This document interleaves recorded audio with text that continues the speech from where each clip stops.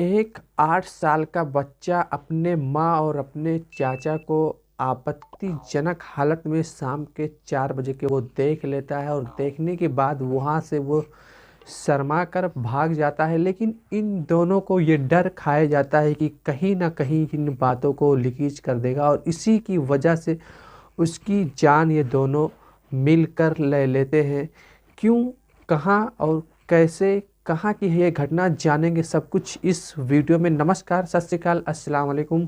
मैं हूं आपका दोस्त गुलाम मुस्तफ़ा और आप देख रहे हैं कुछ मोहब्बत से मौज। जी हाँ, अगर इस चैनल पे आप लोग फर्स्ट टाइम विजिट कर रहे हैं तो ज़रूर कर लें सब्सक्राइब, साथ में दबा लें बेल वाली घंटी को ताकि आने वाली वीडियो की नोटिफिकेशन आप लोगों तक पहुंचती रहे। जी हाँ, जो ये घटना है ये है आगरा के पिनहट गांव की, जहां पर देवर भौजाई मिलकर आपस में संबंध बना रहे थे और संबंध काफ़ी दिनों से बना रहे थे। लेकिन अचानक एक दिन उनका बेटा, जिसका नाम रौनक होता है, वो उस आपत्तिजनक हालत में पहुंच जाता है और पहुंचने के बाद उसे कुछ कहने को नहीं बल्कि वो वहाँ से शर्मा के भाग जाता है। और शर्मा के जैसे ही वो भागता है, उसके जो चाचा होते हैं जिनका नाम भानु है और जो कि शादीशुदा नहीं होते, और उसकी माँ, दोनों ये सोचते हैं कि कहीं इन बातों को पड़ोसियों में, घर में या अपने पिता जिनका नाम कर्मवीर सिंह है, इनसे ये बेटा कह दिया तो फिर हम लोगों का क्या होगा, हम लोग कैसे रह पाएंगे और कैसे फिर एक दूसरे से अलग होकर जी सकेंगे। इससे बेहतर है कि इसे क्यों ना रास्ते से हटा दिया जाए। जो उसकी माँ है वो अपने देवर भानु से कहती है। फिर क्या, एक दिन ये लोग,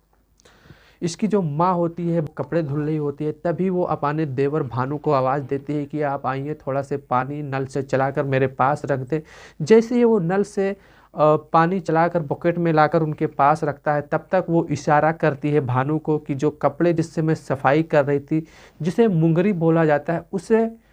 उसके हाथ में देती है और कहती है कि मेरा बेटा उस वाले कोठरी के अंदर खेल रहा है, वहाँ पर आप जाएं, एक के बाद एक ताबड़तोड़ वार कर दें और उसे जान से मार दें। जैसे ही इन बातों को भानु सुनता है, तुरंत मुंगरी को अपने हाथ में लेता है और लेने के बाद उस मुंगरी से तकरीबन 6 से 7 बार उसके सर पे वार करता है। वार करने के बाद उसका जो 8 साल का बेटा, जिसका नाम रौनक होता है, वहीं पर अपना दम तोड़ देता है। फिर ये दोनों जल्दबाजी करते हुए उसके बॉडी को एक बोरे में भरते हैं। भरने के बाद अपने सीढ़ियों से ऊपर ले जाते हैं छत पर, जहाँ पर बहुत सारी सूखी हुई लकड़ियाँ रखी होती हैं और कुछ भूसे भी रखे होते हैं जानवर के लिए। उन भूसों में उसे बोरी के अंदर डाल के, भूसों में दबा के, फिर उसके ऊपर लकड़ियाँ रख देते हैं और लकड़ियाँ रखने के बाद तकरीबन इस तरीके से उसे 3 दिन तक छिपा के रखते हैं। फिर लेकिन जो उनका बाप होता है वो इन सब घटनाओं के बारे में कुछ भी नहीं जानता था कि मेरे भाई और मेरे भाभी का कुछ इस तरीके से नाजायज़ जो है संबंध आपस में चल रहे हैं। फिर जो उनका चाचा, यानी कि जो रौनक का चाचा होता है, जिसका नाम भानु होता है, जो उसके माँ से नाजायज़ संबंध बना रहा था, वो घर में आता है शाम के टाइम और ये हल्ला करता है, ये गुहार करता है लोगों को, इन बातों से आवाज़ देते हुए कह रहा था कि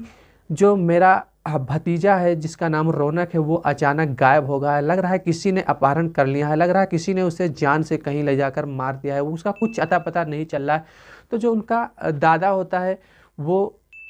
पास के पुलिस चौकी में जाता है और रौनक के गुमशुदगी का एफआईआर दर्ज करा के चला आता है। तकरीबन 3 दिनों के बाद जब उनका बेटा, जिसका नाम कर्मवीर सिंह है, वो अपने घर अपने पत्नी के सामने अपने बहन और अपने माँ से ये कहता है कि अब मैं आगरा जाऊंगा और आगरा जाने के बाद पुलिस कमिश्नर से मिलूंगा और वहाँ पर पुलिस कमिश्नर से मिलने के बाद मैं डॉग स्क्वाड का रिक्वेस्ट करूंगा, शायद उससे मेरे बेटे का कुछ पता चल सके कि किसी ने अपहरण किया है या किसी ने अपहरण करके उसको मार के कहीं फेंक दिया। बस इन बातों को उसकी जो पत्नी है वो सुनती है और सुनने के बाद वो बौखला जाती है और अपने देवर भानु से कहती है कि अब क्या होगा अगर पुलिस की टीम यहाँ पर पहुँचती है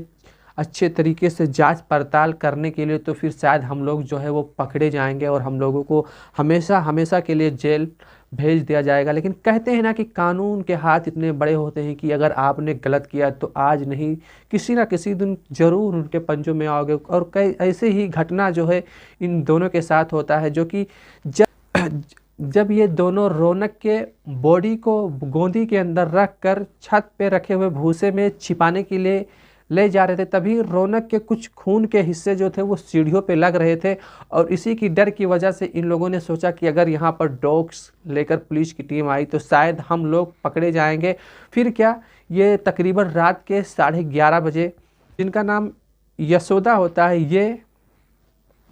नीचे घर के पीछे वाली गली में जाकर खड़ी हो जाती हैं। और जो इनका देवर भानु होता है वो छत पर जाकर उस बॉडी को निकालता है, और निकालने के बाद उस बॉडी को रस्सी में जकड़ के बांधता है और फिर उसे नीचे पीछे के गली में पहुंचा देता है। और पीछे खड़ी उसकी भाभी उसे पकड़कर वहीं पर उस गोंदी को रख के फिर ये दोनों अपने अपने घर चले जाते हैं, अपने अपने रूम में आराम करने लगते हैं। लेकिन जब पुलिस की टीम जो है इन दोनों को गिरफ्तार करती है, जो कि सबसे पहले जिन्होंने इन बातों को इत्तला दी थी घर के अंदर की, फिर पुलिस की टीम इन दोनों को शक के बुनियाद पर पकड़ती है। और पकड़ने के बाद इन दोनों को जब थाने ले जाकर पूछताछ करती है तो तकरीबन 15 मिनट के अंदर जो भानु होता है वो अलग अलग तरीक़ों से उनके सवालों का जवाब देता है। फिर पुलिस की पूरी जो शक है वो इन दोनों पर 100 के 100% हो जाते हैं। तब ये जाकर इन सब बातों का इकरार करते हैं कि कैसे कैसे जो है हमने इन घटनाओं को अंजाम दिया है, कैसे हम दोनों ने मिलकर इन्हें मौत के घाट उतारा है। जी हाँ, इस मासूम बच्चे की कसूर क्या थी? आप लोग को अगर पता है तो ज़रूर बताइएगा कमेंट बॉक्स में कमेंट करके कि इतना कसूर था कि उन्होंने सिर्फ अपने घर वालों, अपने माँ और अपने चाचा को आपत्तिजनक हालत में देख लिया था, या फिर उन्होंने ये गलती किया कि इन बातों को समाज के अंदर बताया नहीं। शायद वो इन बातों को बता देता तो बच जाता, लेकिन वो तो मासूम था, उसे कुछ इतना पता ही नहीं। तो जी हाँ, जो ऐसे घटनाएं हो रहे हैं आखिर इनका जिम्मेदार है कौन, आप लोग भी बताइए।